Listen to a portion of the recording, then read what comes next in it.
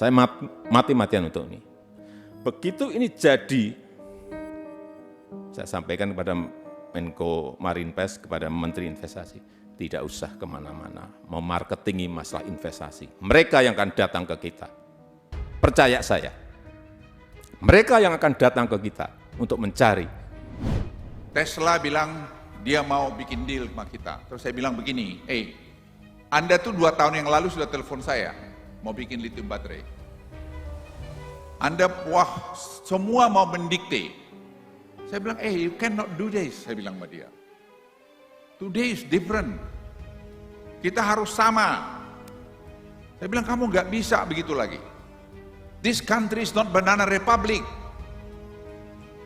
Ya, this country is a great country. Saya bilang enggak, kalau kamu mau datang, boleh, tapi saya udah ada deal dengan CATL dan saya udah ada deal dengan LG.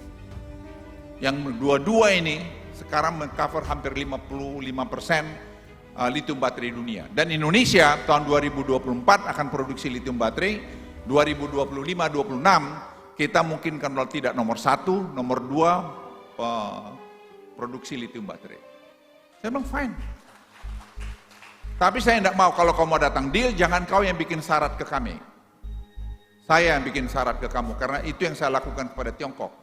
Tidak pernah Tiongkok kasih syarat sama saya kasih syarat. Kau mau enggak? Kalau kita harus B2B, harus teknologi transfer, harus first class teknologi, harus yang ramah lingkungan. Dia bilang mampu, oke, deal. Tesla has made some of its models almost 50% less expensive in China than in the US and Europe, giving stiff competition to automakers.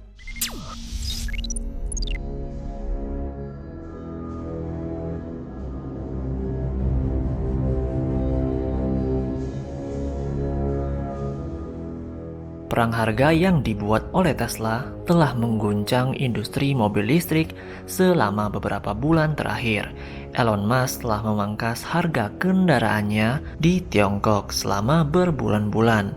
Pemotongan tersebut sebagian besar merupakan langkah strategis yang pada awalnya membantu Tesla menopang permintaan di tengah meningkatnya persaingan.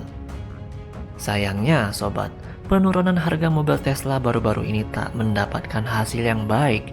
Banting harga yang dilakukan Tesla juga membuat pembeli awal geram. Mereka menuntut pengembalian uang untuk selisih harga dari saat mereka membeli mobil beberapa minggu atau bulan sebelumnya dengan harga yang lebih tinggi. Jadi selain di Tiongkok, perang harga serupa sedang terjadi di Amerika Serikat. Tesla melakukan langkah serupa di Amerika pada awal tahun dengan pemotongan hingga 20% pada sedan Model 3 dan SUV Model Y.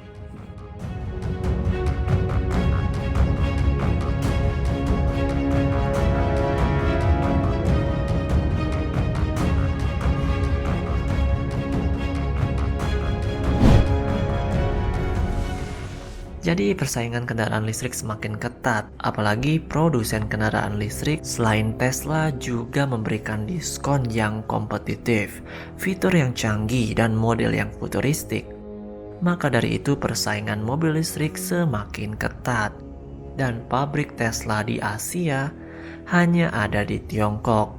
Apalagi mobil-mobil listrik Tiongkok semakin kompetitif dan semakin maju di Tiongkok, dan itu adalah tantangan Tesla di pasar Tiongkok. Lalu bagaimana pasar Indonesia dan ASEAN? Pemerintah Indonesia menawarkan Tesla untuk membangun pabriknya di Indonesia seperti yang ada di Tiongkok, yaitu Gigafactory. Membangun pabrik Indonesia persaingannya tidak seberat di Tiongkok, apalagi Indonesia penghasil nikel nomor 1 dunia.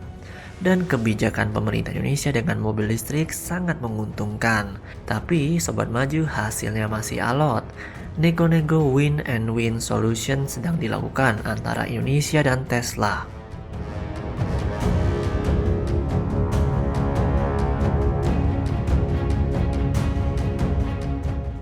Dan baru-baru ini Menko Luhut mengatakan bahwa Indonesia dan Tesla masih terikat non-disclosure agreement atau perjanjian kerahasiaan.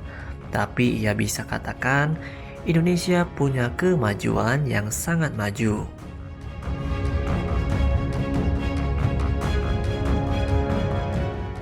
Selain Tesla, Indonesia mendapatkan kabar baik, yaitu produsen mobil listrik Hyundai. Mereka bakal menambah pabrik keduanya di Indonesia. Apalagi akan ada juga pabrikan mobil listrik dari perusahaan Tiongkok yang diharapkan dapat membuat pabrik mobil listrik di Indonesia. Jadi kalau Tesla mau menguasai pasar ASEAN dan Indonesia, ya bangun pabriknya mobil listrik di Indonesia. Karena Indonesia mempunyai pasar dan mempunyai mineral-mineral untuk membuat baterai dari mobil listrik yang merupakan komponen penting bagi mobil kendaraan listrik. Inilah yang ingin kita bangun, hanya satu ekosistem dulu. Belum nanti ekosistem yang berikut-berikutnya. Kalau ini jadi, percaya saya, perkiraan saya 2026-2027 kita sudah kelihatan lompatan ini akan kelihatan. Akan berbondong-bondong masuk industri, karena industri otomotif ke depan, baik itu sepeda motor, baik itu mobil listrik, sepeda motor listrik, mobil listrik, itu akan menggantikan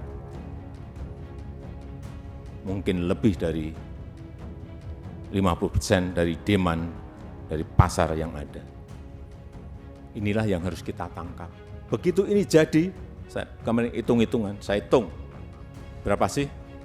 60% mobil listrik, kendaraan listrik akan tergantung kepada EV baterai kita. 60% dari pangsa pasar yang ada di dunia. Inilah kekuatan besar kita nanti. Seperti tadi komponen digital, seperti tadi chip.